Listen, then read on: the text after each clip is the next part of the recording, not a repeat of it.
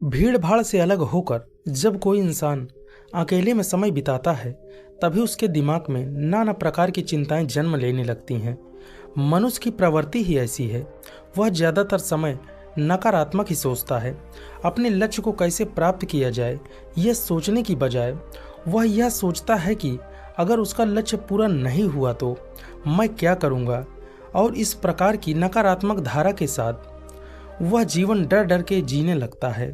बुद्धिमानी और सतर्कता के साथ इस डर को समझा जाए तो यही डर इंसान के पतन का कारण बनता है। ऐसा मनुष्य जो खुद पर संशय करता है और संदेह करता है, भला वो कैसे सफल हो सकता है। अगर बुद्धिमानी से इस डर का उपयोग किया जाए तो यही डर उसकी बड़ी ताकत बन सकती है।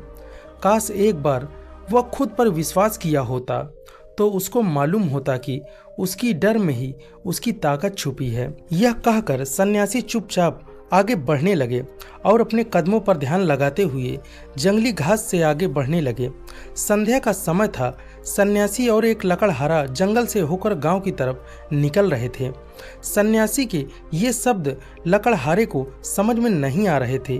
वो सोच रहा था कि डर में कैसी ताकत होती है। डर तो आदमी को कमजोर बनाता है। अपने मन की उत्सुकता को जब वह काबू में नहीं कर सका तो उसने सन्यासी से पूछा, महात्मन, आप क्या कह रहे हैं? क्या डर में ताकत होती है? डर तो आदमी को कमजोर बनाता है। उसे तो अपना डर दूर करना चाहिए। लकड़हारा अपनी बात पूरी कर पाता उसने पहले ही उसे एक शेर की दहाड़ सुनाई दी। शेर की गरज सुनकर लकड़हारे का रोम रोम कांप उठा। उसके कान खड़े हो गए। जंगल से आते ही एक आहट उसे सुनाई देने लगी। उसके कदम वहीं पर जम गए। वह हिलडुल नहीं पा रहा था। उसे पता था थोड़ी ही हरकत जान जोखिम में डाल सकती है। उसका दिल तेजी के साथ धड़क रहा था, लेकिन फिर भी वह अपने सांसों पर काबू पाने का प्रयत्न कर रहा था। कुछ देर बाद जब खतरा टल गया तो सन्यासी ने कहना शुरू किया, अभी तक जब तुम डरे हुए थे तब तुम्हारे शरीर का रोम रोम जग गया था। जंगल से आ रही छोटी से छोटी आहट में तुम्हारा ध्यान लगा हुआ था और तुमने मन के डर के कारण तुम होश में आ पाए, तुम पूरा ध्यान लगा पाए। इससे पहले तुम्हें शेर की दहाड़ नहीं सुनाई थी, तब तक तुम अपने विचारों में खोए हुए थे। जैसे ही तुम्हें शेर की दहाड़ सुनाई देने लगी, तुम्हारे सारे विचार गायब होकर वर्तमान में उपस्थित हो गए। यदि तुम्हें अभी शेर से बचकर भागना होता तो या फिर उससे लड़ना होता तो तुम्हें अपने शरीर की क्षमता देखने को मिलती है जो आज तक तुमने अपने जीवन में कभी नहीं देखी। जब कोई कुत्ता तुम्हारे पीछे दौड़ता है, उस समय जो तुम्हारी रफ्तार होती है तो वह तुम्हारी आम जिंदगी से कहीं ज़्यादा होती है। साधारण जीवन में तुम इतना तेज नहीं दौड़ पाओगे जितना कि एक कुत्ते दौड़ पाएंगे। या कहें हमारे शरीर की क्षमता तभी देखने को मिलती है जब हमारा मन डर में होता है। किसी डरावनी परिस्थिति में हमारा मस्तिष्क, हमारा शरीर उच्चतम श्रेणी में काम करता है। जो काम तुम आम जिंदगी में नहीं कर पाते हो वो तुम्हें डरा कर कराया जाता है। जहाँ पर कभी तुम डर का एहसास होता है वहीं पर तुम्हारी इंद्रियां पूर्ण रूप से सक्रिय हो जाती हैं। तुम्हारे कानों की सुनने की क्षमता तेज हो जाती है और दृष्टि पूरी एक हो जाती है। सक्रियता बढ़ जाती है और जैसे जैसे डर खत्म हो जाता है वैसे वैसे तुम सुस्त अवस्था में चले जाते हो। तुम सो जाते हो और तुम्हारी इंद्रियां आराम की स्थिति में चली जाती हैं। सन्यासी ने लकड़हारे से कहना जारी रखा कि परीक्षा में एक दिन पहले जो याद करने की गति होती है वो साधारण याद करने की क्षमता से बहुत तेज होती है। सिर्फ एक बार याद किया हुआ तुम्हें परीक्षा के समय तक याद रह जाता है और तुम जानते हो कि ये सब परीक्षा के डर से होता है। इसलिए डर को दूर करने की वजह इंसान को ये सोचना चाहिए कि अपने डर को ताकत कैसे बना सकता है।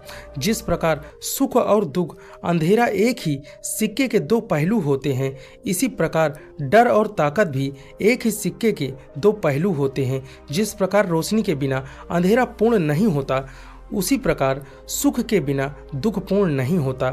उसी प्रकार डर के बिना ताकत का कोई महत्व नहीं। लकड़हारा सन्यासी के ज्ञान से बहुत प्रभावित हुआ।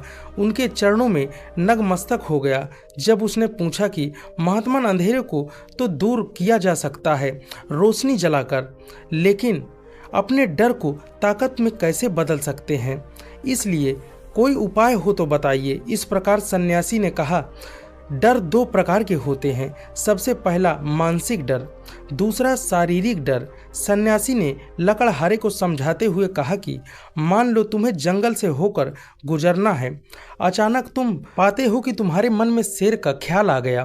तभी तक प्रत्यक्ष रूप से शेर तुम्हारे सामने नहीं आया है, न उसकी दहाड़ सुनाई दी है, मतलब दूर दूर तक कोई संदेह नहीं है जंगल में शेर मौजूद है। लेकिन शेर का ख्याल आने से तुम्हारे मन में डर उत्पन्न हो गया, शंका पैदा हो गई। अब तुम्हारा उठने वाला एक एक कदम उसी डर से अभिभूत होगा। हर समय तुम्हारे मन में यही ख्याल चलेगा कि कहीं शेर ना आ जाए। ये शेर वर्तमान में तुम्हारे सामने नहीं है, ये तुम्हारी भविष्य की कल्पना है। इस प्रकार जो मनुष्य अतीत और भविष्य की चिंताओं में डूबा रहता है वो मानसिक डर का शिकार होता है और उसी विडंबना के कारण वो अपने जीवन में विभिन्न निर्णय नहीं ले पाता। वो सारे मानसिक डर से ग्रसित होते हैं। इसलिए ज़्यादातर मनुष्य पूर्ण रूप से अपने निर्णय पर भरोसा नहीं कर पाते हैं और यही फैसले जो आधे मंजिल पर ही ले जाते हैं, मनुष्य के कार्य को पूरा नहीं होने देते। लेकिन ये भी सत्य है कि मानसिक डर के कारण ही इंसान अपनी पूरी तैयारी करता है। अगर तुम्हारे मन में शेर का ख्याल नहीं आएगा तो तुम स्वयं की सुरक्षा के लिए कोई भी कदम नहीं उठाओगे। लेकिन अगर तुम्हें शेर का ख्याल आ गया तो तुम उससे सुरक्षा के लिए कोई ना कोई तरीका जरूर अपनाओगे। तो इसीलिए मानसिक डर बेकार नहीं होता, वो आपकी सुरक्षा को और भी मजबूत करता है। लेकिन समस्या तब शुरू होगी, आप चाह कर भी कुछ नहीं कर सकते, लेकिन आपके बावजूद आप मानसिक डर झेल रहे होते हैं। उदाहरण के लिए कुछ मनुष्य हमेशा ये सोचते रहते हैं कि उन्हें कोई बीमारी न हो जाए, उनके साथ कोई दुर्घटना न हो जाए, कहीं उनके साथ कोई धोखा न कर दे। लेकिन इन सब घटनाओं पर कोई जोर नहीं होता, ये सब उनके हाथ में नहीं होता। अगर दुर्घटना होनी होगी तो, अगर आपकी बीमारी होनी होगी तो अच्छा खान पान, अच्छी दिनचर्या का पालन करने के बाद भी अगर कोई मनुष्य बीमार हो जाता है तो ये उसके नियंत्रण के परे की बात है। अपनी तरह से उसने पूरी कोशिश की, उसका कर्तव्य था, उसमें कोई क्या कर सकता है। जो घटनाएं इंसान के समझ के परे होती हैं वो उनमें भी उनका मन घबराता रहता है और यही मानसिक डर उनके पतन का कारण बनता है। और यही मानसिक डर भी सही तरीके से इस्तेमाल किया जाए तो मनुष्य समझदार और अनुभवी कहलाता है। जो इंसान सिर्फ यही सोचता है कि कांटे सिर्फ दर्द देने के लिए बने होते हैं, वो ये भूल जाते हैं कि यही कांटे फूलों की रक्षा करते हैं। इसी प्रकार एक ज्ञानी मनुष्य भी किसी भी चीज का उपयोग अपने सकारात्मक विचारों से कर सकता है, लेकिन एक अज्ञानी मनुष्य अपनी अज्ञानतावश उन चीज़ों को भी छोड़ देता है जो उनके लिए उपयोगी होती हैं। विवेकशील मनुष्य फेंके गए पत्थरों का महल खड़ा कर लेता है, लेकिन एक अज्ञानी मनुष्य पत्थरों को दूसरे पर फेंकता रहता है। अगर किसी मनुष्य को अपने मानसिक डर को ताकत में बदलना है तो उसके कुछ नियम होते हैं, कुछ उपाय होते हैं। सबसे पहला उपाय, अपने विचारों का निरीक्षण। अगर हम अपने जीवन में अपने विचारों का निरीक्षण करेंगे तो हम पाएंगे कि बेहतर विचार काल्पनिक होते हैं और इसीलिए जो डर उन विचारों के कारण पनपते हैं वो भी काल्पनिक होते हैं। ज़्यादा सोचने वाले लोगों को जब ज़्यादा सोचने को कुछ नहीं मिलता तो वो नकारात्मक बातों के बारे में सोचने लगते हैं और वे बेकार के विचार उसे तो परेशान करते ही हैं, साथ ही साथ उसके परिवारजनों को और सगे संबंधियों को भी परेशान करते रहते हैं। इसलिए ज़्यादा सोचने वाले लोगों को ये समझना चाहिए कि मन में उठ रहे तमाम विचारों में से काम के विचार कौन से हैं और बेकार के विचार कौन से हैं। जो निरर्थक विचार हों उसे दूर करते जाओ, जो सार्थक विचार हों उनको गहराई से सोचना शुरू करो, तभी तुम्हारी समस्या के उलझनों के विचार निकलेंगे। अपने मानसिक डर को दूर करने का दूसरा उपाय है इसका सामना करना। इसका मतलब ये नहीं है कि तुम शेर के सामने ही खड़े हो जाओ, और बल्कि इसका मतलब यह है कि पूर्ण सुरक्षा के साथ तुम जंगल में जा रहे हो। यदि जंगल में जाना बहुत आवश्यक है तो तुम शेर के डर से अपने घर पर नहीं बैठ सकते। इस प्रकार मनुष्य के जीवन में बहुत सारे डर होते हैं, जैसे कि परीक्षा का डर, लक्ष्य न पूरा होने का डर, झूठ बोलने का डर, सच को पता चल जाने का डर और किसी को खो जाने का डर, दुर्घटना हो जाने का डर। लेकिन जैसे जैसे इन डरों का सामना किया जाता है वैसे वैसे ये डर मन से दूर होते चले जाते हैं। अगर तुम इससे बचने का प्रयास करते हो तो जीवन भर तुम्हें सताते रहते हैं। तभी ये दूर हो सकते हैं जब तुम इसका सामना करोगे। कुछ लोग तो दूसरों से बात करने में भी डरते हैं। ऐसे लोगों को अनजान लोगों से बात करनी चाहिए। जितना ही वह लोगों से बात करेंगे उनके मन का डर दूर होता जाएगा। मानसिक डर को ताकत में बदलने का तीसरा उपाय है अपने डर को स्वीकार करना। बहुत से लोग अपने जीवन में अपने डर को स्वीकार नहीं कर पाते। अगर आप उनसे पूछें कि उन्हें किस चीज़ से डर लगता है तो वह साफ इनकार कर देंगे कि उन्हें किसी चीज़ से कोई डर नहीं लगता, लेकिन दूसरों की नज़र में उच्च उठने के लिए झूठ बोलते रहते हैं और यही झूठ उनका महंगा पड़ता है। अगर वो अपने डर को स्वीकार करना नहीं सीखेंगे तो वह जीवन में डर से मुक्त नहीं हो पाएंगे। इसलिए समझदारी इसी में है कि अपने डर को स्वीकार कर लिया जाए। अगर आपको किसी चीज़ से डर लगता है तो किसी से शर्माने या झिझकने की ज़रूरत नहीं है।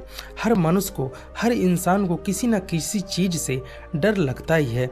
अगर आप पाओगे कि आप अपने डर को स्वीकार करते हैं वैसे ही आप अपना डर खत्म कर देते हैं। और जितना ही आप अपने डर को छुपाने की कोशिश करेंगे उतना ही आपका डर मजबूत होता चला जाएगा। और ये सारे तरीके मानसिक डर को दूर करते हैं, लेकिन साथ ही शारीरिक डर को दूर करने के लिए दूसरे तरीके अपनाने होंगे।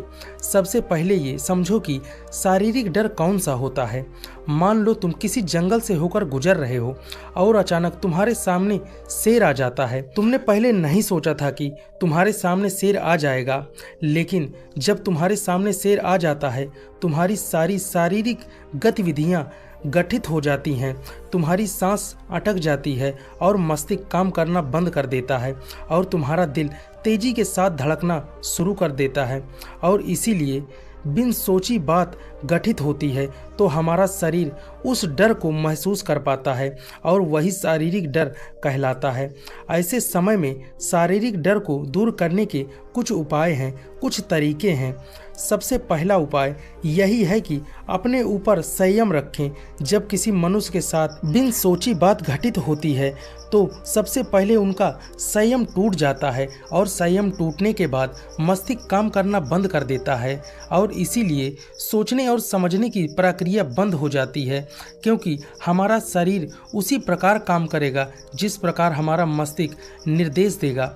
अगर मस्तिष्क की सोचने समझने की क्षमता खत्म हो गई तो हमारा शरीर भी शिथिल हो जाता है। इसलिए कठिन समय में मनुष्य को अपने ऊपर संयम रखना चाहिए।